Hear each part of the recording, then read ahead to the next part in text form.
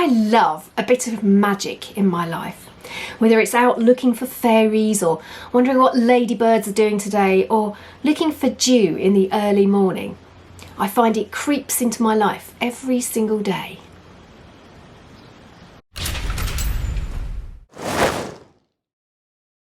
Hi, it's Jules here.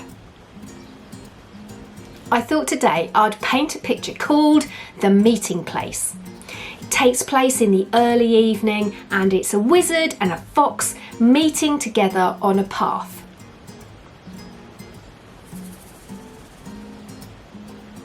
Grab a cuppa and a snack. Make yourself nice and comfy. Let's get cracking.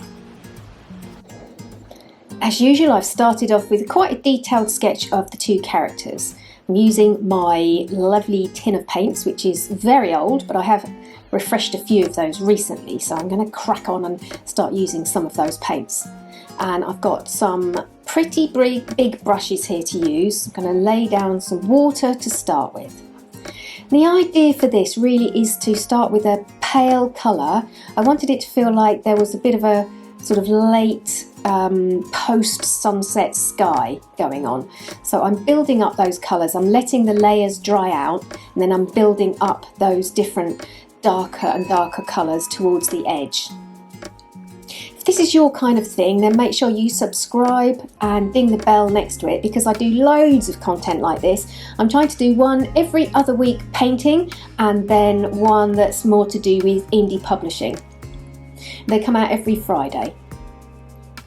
The trick with doing the trees is that, again, you start off really light and undetailed, so quite sort of fuzzy in the background, these skinny little trees. And then as you work your way towards where the viewer would be, they get darker and darker and a little bit more detailed, until the ones that you've got right in the foreground are very dark and you can actually see some detail. And that's one of the last things that I do, is to put some of the little creases and crevices on the tree trunks.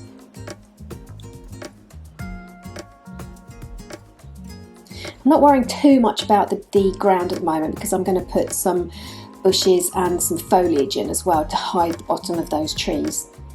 And as this is a sort of mystical, magical painting, those trees are all leaning in towards our main character, which is the wizard. He's going to have the pen treatment, so this is a Staedtler 0.3.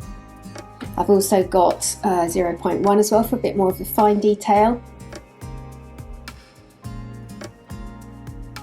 And he's not wearing one of those wizardy hats. He's like a proper wizard, a proper old wise man.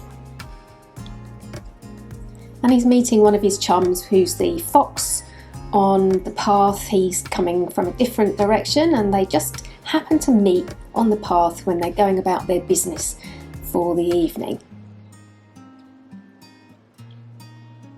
Once that has really properly dried, you really need to leave the pen for, I would think, at least half an hour, just to make sure, because sometimes you can touch it with your finger and it appears to be dry, but it's not when you put the watercolour on it. And you saw there I used a bit of washing up sponge for doing a bit of texture on the bushes. My intention was that I thought quite a lot about the light source for this picture, so it's coming from the lantern that he's holding.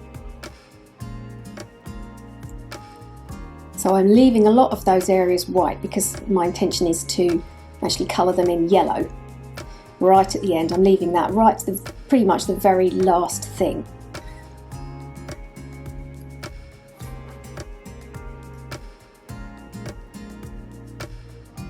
A lot of the time what I'm doing is I'm making sure that layers are dry. So you'll see here I've put a pale orange on, and then I've left that to dry, or I've dried it with my hairdryer before I put the next layer on. So those ear bits and the dark paw bits, they were done after it was dried, and I've used quite a dry paintbrush there to get a little bit more texture into the fur.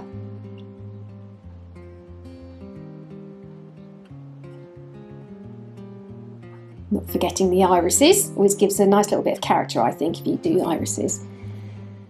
And then here's a little bit of texture and shadow for his beard, because it's got a bit of shadow where the light's not quite reaching it, and the same for his wizardy cloak.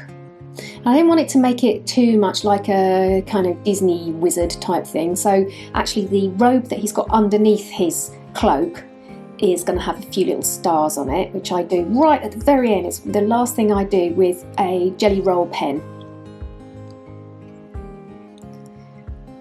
And then I put a little bit more orangey, sort of browny colour on the top, just to bring out a few more of those highlights and make that fox a bit more stand out from the rest of the colours there. It contrasts a bit more.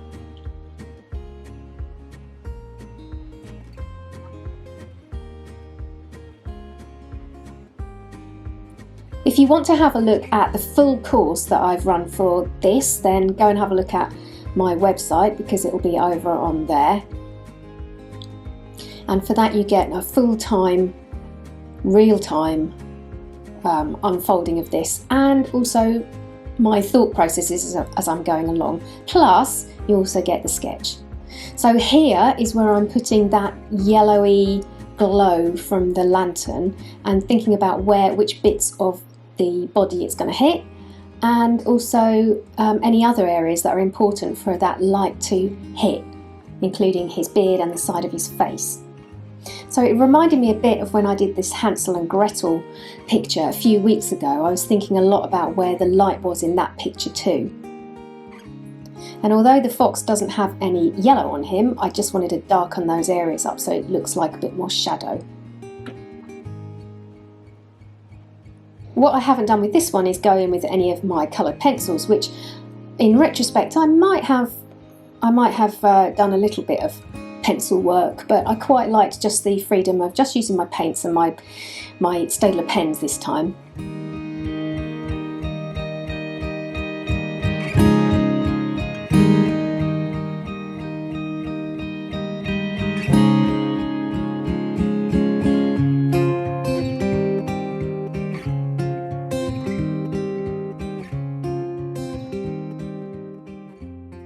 If you'd like further artist tutorials, I have a variety of short courses that will help you. There are real-time sessions looking at painting, drawing and marker pens, among others. And if you're keen on producing your own book, there is a more in-depth course on what you need to know about self-publishing a book with illustrations. And that covers making key decisions, how to make layouts and dummy books, rhythm and pacing, as well as several tutorials on illustrating your book, and a look at the tech. You can either hop over to my website or join me on Patreon for more information. Go on, give it a go! Well, I hope that's left you feeling a spark of magic that's going to follow you around all day. Let me know in the comments if there's anything that you would like me to tackle. Any subject at all, so long as it's not monkeys, because I'm really rubbish at drawing monkeys. Next week I'll be doing something else, but I don't have my bullet journal in front of me to tell me what that is, so it's going to be a big surprise. I'm off to grill a gorilla. I'll see you next time. Nanu nanu.